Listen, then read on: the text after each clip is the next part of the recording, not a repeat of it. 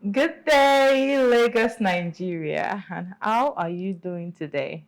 You're welcome to PlusTv Africa's Tea Time, where we serve you trending entertainment topics, bring you hot, sizzling gist, and keep the vibe, 100%.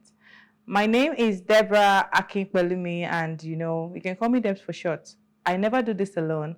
I did this with the beautiful, delectable, pretty, Prissy. Hello, good morning. Yeah. How are you guys? I'm Debbie. How are you? I am fine. Well, I'm liking the pink femininity going on. I think this is one of the few times I wear a gown, but yeah, I love it. It looks good on you. Thank you. And the glow. What's the secret? There is a glow. Oh my god. There is a glow. And I'm sure you all see too. There is a glow. How are you? I'm fine. So any motivation for our viewers? As today's usual, Monday. Motivational Monday. Let's see. As usual, positivity. Okay. I always keep preaching positivity every Monday morning because I cannot stress how important positivity is, to start the week. I think starting a week on a positive note helps you go through the week more smoothly. So, as usual, every Monday is positive Monday, and through the week, that energy remains. So, yeah, that's it. Yeah. So, on what Prissy said, remain positive, stay positive. Medical wise, not really, but a positive mood to approach the week is definitely the way to go. And we can't do this without you, the viewers at home. Be a part of this program by watching the previous episodes and, the ones to come on our YouTube platform, PlusTvAfrica's Lifestyle. Yes. And don't just view, give your comments and click the subscribe button. Now, let's get to the business of the day. We brought a lot for you, and I know you'd enjoy it. You'll love it because, yeah, I will. Like, I'm the one, shaking my body to that. But, yeah, that was a vibe. And I actually thought this iPad spirituality thing was really Nigerians, but I discovered that I think that's another part of Africa. So, for once, Nigeria is not taking the hit on this. But come on! Do you think that song is something that's supposed to cast away evil spirits? I think if anything, I think if anything, you'll be much more entertained. You'll be like, I buy. What's the vibe with, let's say, African parents, African society, and spirituality? Like sometimes when they go out and they see a cobweb, they're like, "Oh, Holy Ghost fire, evil attack, blood of Jesus." Sometimes you are just a dirty person that needs to clean the house. You've not cleaned the house in months. And you saw a cobweb, I automatically believe that it was your village people following you up and down. I think this is something that we hear so often, especially in Nigeria. Well, this is the only way I've been though, but how the fact that people already associate some kind of things to spiritual matters. Like, for instance, if they see a black cat in the night, is problem. They are going to kabash that whole night. If you see if an owl enters your house while you're praying or something, that's another thing. It could actually be like something spiritual. You see, she's part of Wait. Prissy is part of this. Wait. It could actually be something spiritual. I feel like there's sometimes that we actually overlook things and say, okay, no, it's just normal, it's natural. It's just but then it could be just a bird, and it could also not be just a bird. But at the end in of most the day. cases, why is the owl suddenly entering your house when you are like praying? That's suspicious. That's very suspicious. No, that's a coincidence. That's okay. All right. Let's say yesterday while you're praying in the night, you see a black cat suddenly pass your window, and that's fine. That's coincidental, right? Then the next morning you wake up and you're praying, and then suddenly an owl comes and stays on your window. That's also coincidental, right? A lot of Hollywood movies. We need to cleanse. We need to cleanse your FYPs. You need to stop it. You need to be westernized. I do. Just imagine. I saw a reel some time ago on social media that this little kid is always bringing in strays at home. She'll pick a puppy from the street. She'll bring it home. There was even one time she brought something that was looking like a crocodile hybrid, and when I was like, blood of Jesus, this girl, you won't be the end of me. But I mean, we really need to calm it down with the hyper spirituality. Nobody's after you, girl. Well, I'm not saying anybody's after me or people. I'm just saying that it doesn't hurt to be actually careful. It doesn't take away anything from your head to actually pray. It doesn't do anything. So actually, when you see something that you feel like, oh, my spirit doesn't really align with this. I'm not undermining the power of prayer. No, that's not what I'm saying. But I'm just saying that not every natural living thing that finds its way into your home is a sign that your village people are. Well, I mean, there are some things that natural eyes cannot explain. So. Can you really blame people? It's the truth. Can you really blame people that have actually seen things? I haven't seen anything though, but I'm just saying. I don't believe that, but really, I really think we need to calm down. Not everything is spiritual. Not everyone is after you. Stop being paranoid. Stop being anxious for no reason. Yeah. So I promise you, that is not a myth. That one has finished training engagement. It's a real life experience. Like, yeah, why would you want to propose to me and you put my ring inside food? I don't know. I think people should actually stop that thing. Like, it's a problem. At this point, it's a problem. The ring will digest too.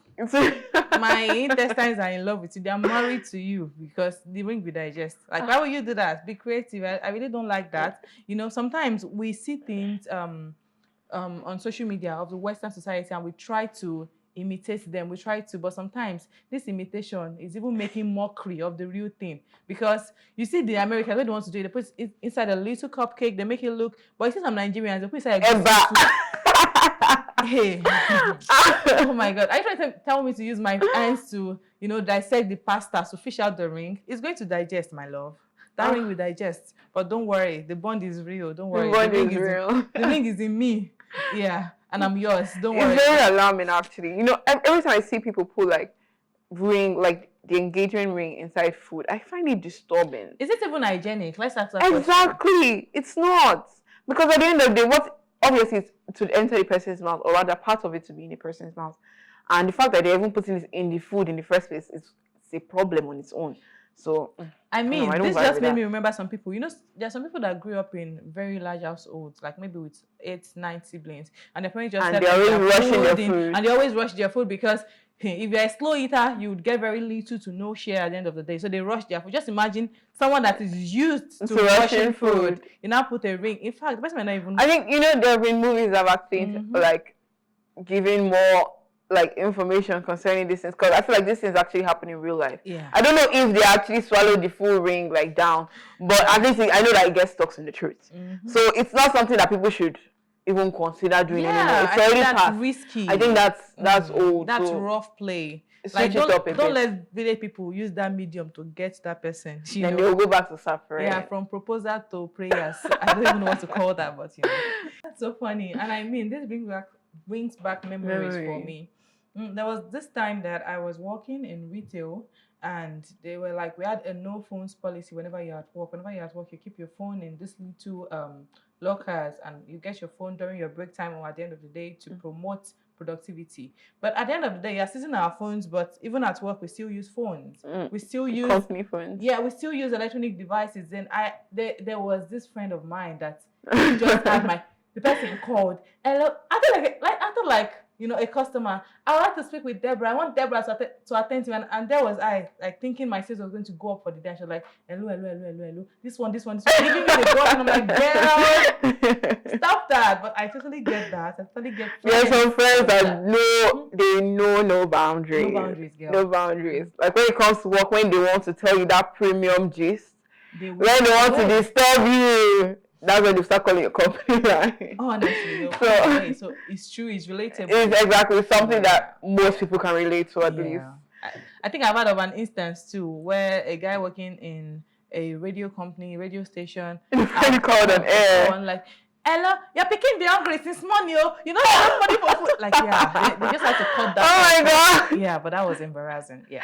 Friends, you need to do better. You need to understand that while you have no regard for us as friends, when it comes to work, people hold us in high regard at our workplaces. Exactly. So you just have to get used to it. Yeah. That's the parody of what is actually happening. Like, it's quite exaggerated, but I think I get what's happening. Are you serious? When I first seeing this video, what came to my mind was, this trend that's going around with people putting pillows in their butts and then, pretending to go and do something. I just felt like it was No, One of I those. thought that was about whenever you want to make videos, and that would be the moment that your family members know that they're supposed to call you to do one thing or True, that part is there. Yeah. But did you see what was in there, boss? I saw that. That's why I said it's a parody of what is actually happening. Like Okay, just okay. for the comic effect. But I think what actually happened, like what is actually happening is maybe a parody to the BBL trend happening. Yeah, true. I want to view from the part that it is when you want to make videos, it's when you want to do something. That's when your younger ones will choose that moment to come and tell you to do something. Please come and help me. And say, I just poo. Oh my God. I'm a big girl. I'm a big girl. Do you know how many followers I have? And you want to soil my street rep that way? Like, don't do that to me. Because I think, the mother calling, where is the remote? Mommy. She will shut it up later. We are together. Everyone knows the remote stays on the TV console, but you just want to choose that moment to shine. Like, oh, why are you on your phone? Yeah, so I totally get that. But those embarrassing moments. But the whole family is embarrassed together with their okudili. Forgive my lingua. But it's like seeing them all behave in that particular way. The mom, the daughter, the son, the dad. Like it's so close knit. It's something that I think most family should actually try to, copy. I'm not saying that they should put pill in their butt, but I'm just saying that, that kind of close knit kind of relationship, they're so close, and like even to the point that they're even joking with each other. I feel like some families are just so serious to the point that they can't even make like light jokes with one another. It's almost like if you make any joke, like what are you saying, that kind of thing. But seeing this kind of thing, like it's something that most family I think should emulate. Like just be free, just calm down. That's true. I think I agree with her on that. I've said this before on the show sometime in one of the previous episodes, that there are just some things that we can all relate to as Nigerians. Yeah. Like even if you're all high and mighty, even if you stay in Nassau Rock or you stay in Yanya, you still relate to that. So I think that is one thing, like suffering. It is actually not a good thing though, but yeah, cost of fuel, cost of transportation, everyone can relate to that. Just imagine, at just the mention of a name, everybody is like, what? Everybody is going. Yeah. It's wild, because that's something that I have seen before on the road, in the market, like in the bus, even in Uber. So it's something I feel like every single person can relate to. Once they just call one person's name, they're like, oh yes, oh this. Forget about government now. Like talking about school, like back then in secondary school or primary school, when you start talking about this teacher, everybody's suddenly talking about it. Like that's suddenly a conversation starter.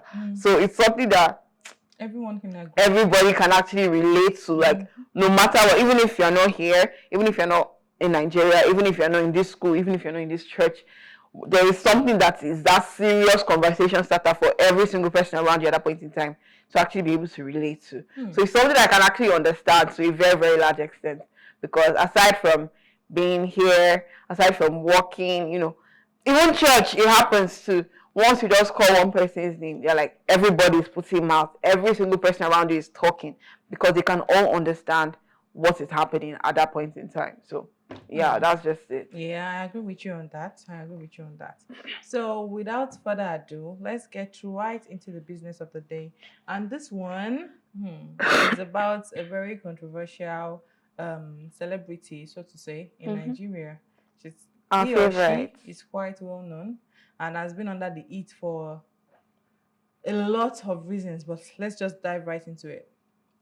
The Baale of Kirikiri town in Lagos has made startling allegations that Nigerian Correctional Service officials facilitated preferential treatment for cross-dresser Bobrisky during his prison sentence.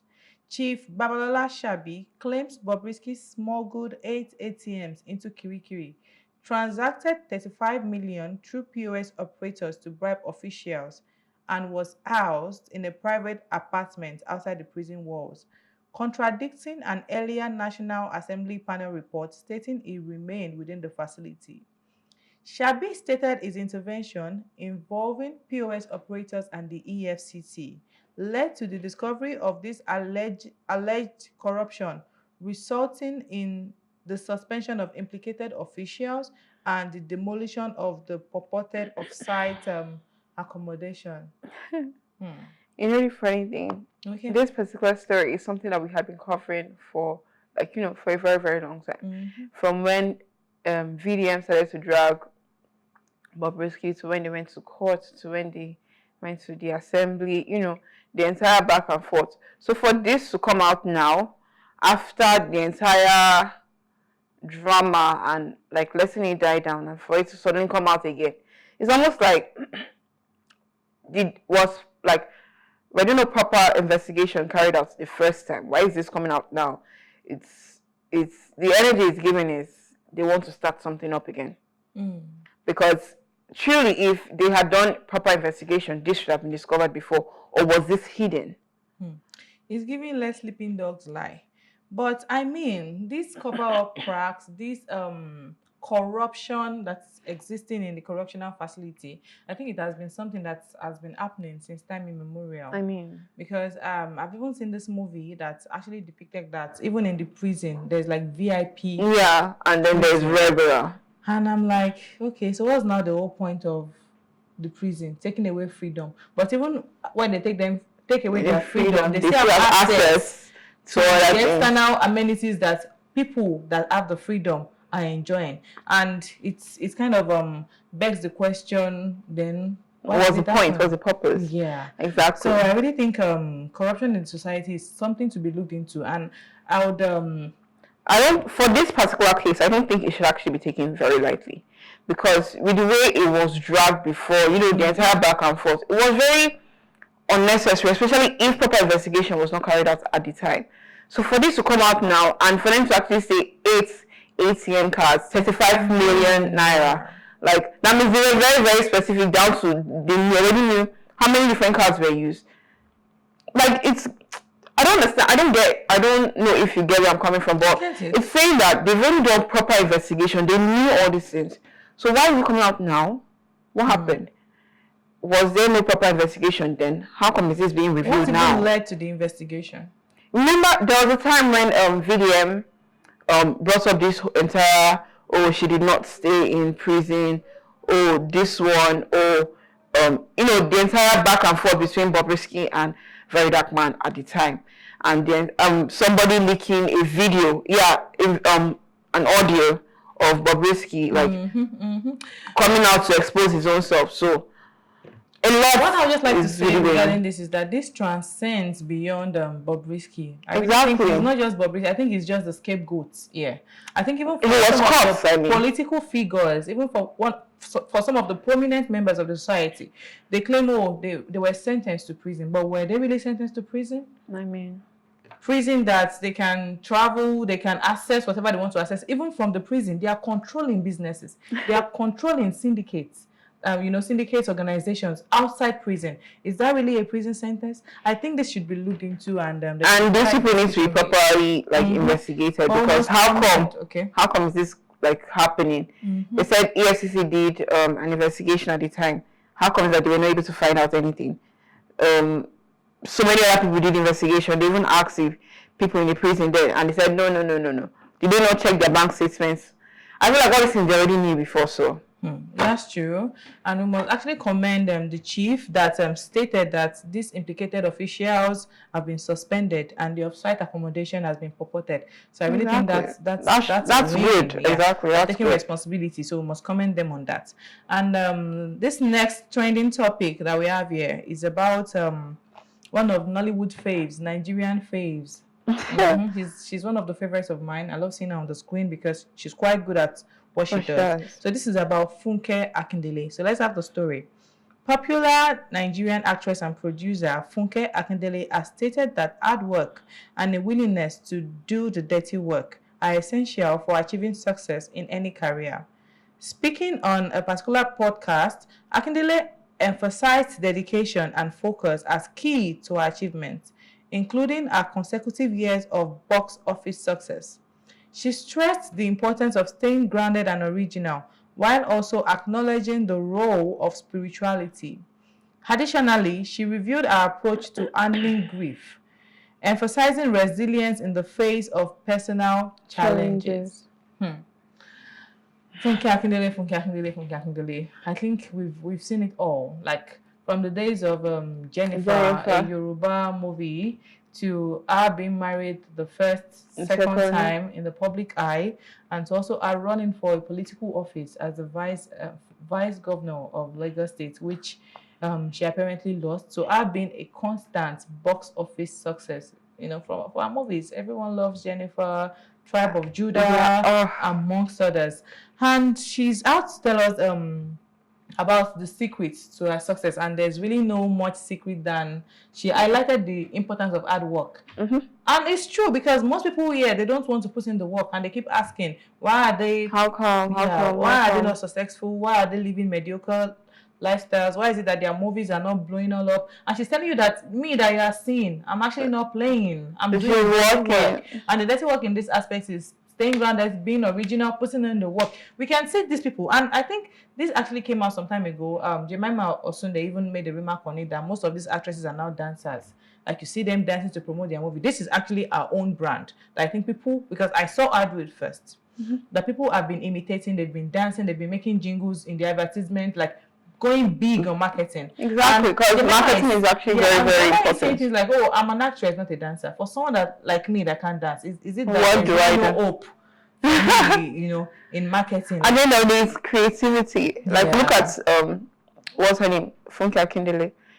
Aside from all these videos that she posts, and the fact that she's successful, I think she also has a social media presence. Yeah. So she's very active on the social media. She does all this collaboration with all these skits makers and all these different people. Even going as much as like down to making little skits just to have that media presence and attraction. Yeah. So it's something that all these people as a whole just need to like look into. They need to like know that, okay, for me to do this, for me to achieve this, I need to go the extra mile. Many people here do the dirty work. Their head is suddenly going to do the dirty work, like actual dirty work, not knowing that it's actual hard work. Dirty work could mean different things. I think it's just the way you try to interpret it that differs. So from my interpretation from her saying do the dirty work, I think she's saying go the extra mile. If you don't need to sleep for the next 2 nights, do it. Think outside as long as you can achieve what you want at the end of the day. Don't be basic. Exactly. You're not the only one producing movies. You're not the only actress. So what will make you stand out? So something different. Yeah. Find out your niche. Stay original. Stay grounded. And she also highlighted the role of spirituality. Exactly. Very, very important. And everyone knows that this life is beyond physical. It's quite a spiritual one. And in whatever we do, we should instill the values of prayers. We should put it all up to God. Whatever beliefs, whatever religion we might be in.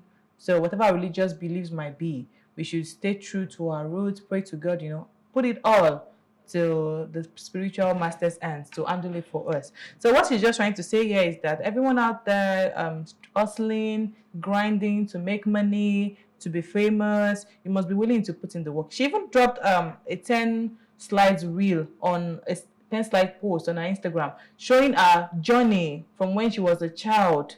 And everyone was like, yeah, she has been walking. Like the girl, success was not just handed in her lap. It's not like anybody. No, even the funny thing, we all knew that success was not just handed to Jennifer, because we've all seen like her videos. Not as long as we were at the time when Jennifer came out, we already knew that okay, this was how she looked then. And then we're also seeing like we can actually see the growth. You can see the difference. Like you can see the stages at which she has passed. So it's not new. If anything, you can see that she's very hardworking. So if that's somebody that you're looking up to, I think you should also aspire to also get I'll just say the take home from this is just that to achieve success, you must be willing to put in the work. Stay hustling, stay grinding, be original, be grounded, and think outside the box. Dare to be different. So with this, I think we have to proceed to our music break, and we have interesting music lineup for you, which I know you would enjoy. So let's have the music break.